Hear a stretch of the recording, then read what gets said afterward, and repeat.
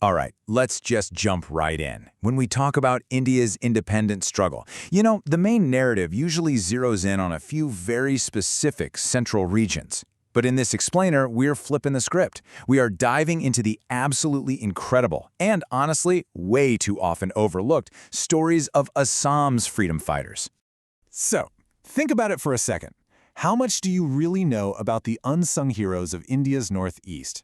Because, wow, Assam was an absolute hotbed of resistance. We're talking about a place that produced these fiercely dedicated leaders who stood up to colonial rule with just unimaginable bravery. Okay, here is our roadmap for today. First, we'll look at the early sparks of resistance. Then, we'll move into the Cultural Awakening and Swadeshi. Third, women leading the charge. Fourth, the Quit India martyrs. And finally, number 5, the legacy of Assam's heroes. Let's get to it. Section 1. Early Sparks of Resistance. The First Defiances. What's truly wild here is the sheer diversity of Assam's resistance. It literally spans across completely different social classes and eras. Like, on one hand, you've got Gomdar Konwa. He was actually from the Ahom royal family, and he organized the very first protest against British administration way back in 1828.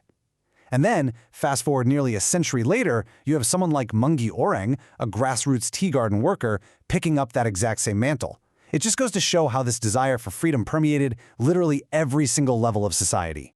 Now, before we look at the ultimate sacrifices these folks made, it's really crucial to understand that they were true pioneers, deeply invested in Assam's land and its people. Take Swahid Pioli Fukan, for example. He was an ex-noble, but he had this incredible, almost magnetic ability to unite totally diverse tribes. We're talking the Nagas, Khasis, Kamtis, and Singphos into one single, cohesive fighting force. And then there's Manoram Dewan.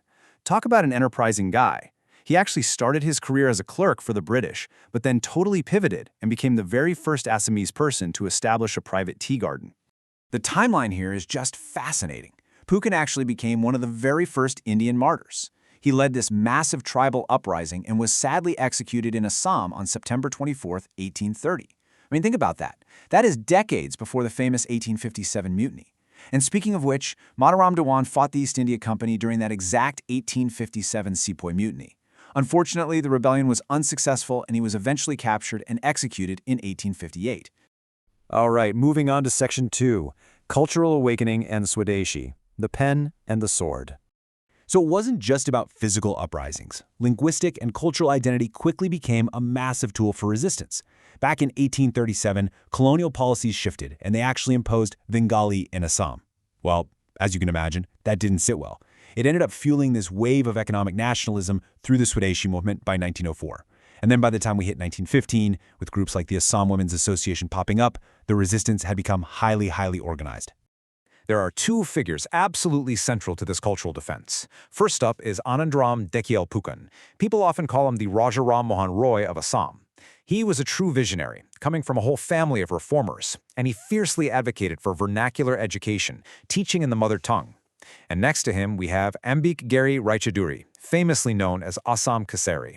Now today, he's mostly remembered as a celebrated poet and social worker, right? But what is absolutely wild is that in his youth, he and his fellow students actually formed a legit British opposition anarchist team, like a real rebel squad. Now, they fought very differently. Anandaram Dekial Pukan didn't use weapons at all. His weapon was meticulous research. And it worked. He successfully fought to get Assamese restored as the official court language. Meanwhile, Ambikagiri Raichoduri's, let's call them anarchist activities, well, they landed him straight in Barpeta jail between 1908 and 1915. But get this, from his jail cell, he composed these incredibly fiery motivational struggle songs that ended up deeply inspiring an entire generation of other freedom fighters. This brings us to Section 3, Women Leading the Charge, Breaking the Cage. I love this part. Assamese women completely, utterly refused to accept a secondary role in colonial society. Just look at the Assam Mahila Samiti. It was a women's organization formed by Chandraprabha Saikiani, and she literally formed it in an open field. Why? Because a conservative group of men had just destroyed their original venue to stop them from assembling. But they simply refused to be silenced. They just took it outside. And even before their major climactic protests, these women were already fighting exhausting daily battles. Chandraprabha Saikiani was this incredible feminist pioneer. She actively challenged the Purdah system and called out male dominance in public spaces constantly. Then there's Mangri Orang, who we mentioned a bit earlier. She was a dedicated tea garden worker fighting against brutal everyday exploitation.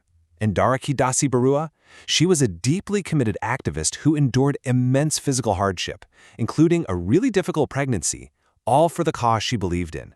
But, as we know, the cost of that kind of bravery was immensely high. Mangria Rang actually spearheaded a major anti-opium campaign, but she was tragically killed in the Dorang district in 1921, making her one of the movement's very first female martyrs. Later, in 1928, Chandraprabha Saikiani boldly led the charge against the Simon Commission at Curzon Hall in Guwahati. And Daraki Dasi Barua, her story is just heart-wrenching. She was arrested for anti-opium picketing in 1932 while she was pregnant and severely ill. She tragically died in jail because she absolutely refused to accept any sort of conditional release. Okay, moving into the home stretch here. Section 4. The Quit India Martyrs, the climax of 1942. The gravity of what was called the Mrityu Bahini really cannot be overstated. Translated, it essentially means a death squad. It was made up of highly dedicated youth, specifically from the Gopur subdivision of Assam. And let's be clear, joining this group meant you were making a conscious choice. You were fully prepared to lay down your life for India's freedom. One of the most iconic members of this squad was Kanakalata Barua.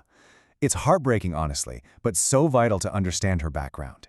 Kanakalata was just a devoted teenager. After losing both of her parents really early on, she dropped out of school in the 3rd grade just to stay home and raise her younger siblings. That was her life before she ever decided to join the Mrityu Bahini. And despite receiving direct warnings of dire consequences from the police officer in charge, she bravely marched forward anyway. On September 20th, 1942, right at the Gopur police station, she led an unarmed procession with the goal of hoisting the nationalist flag. In a totally devastating turn of events, she was shot dead by the police. She was only 17 years old.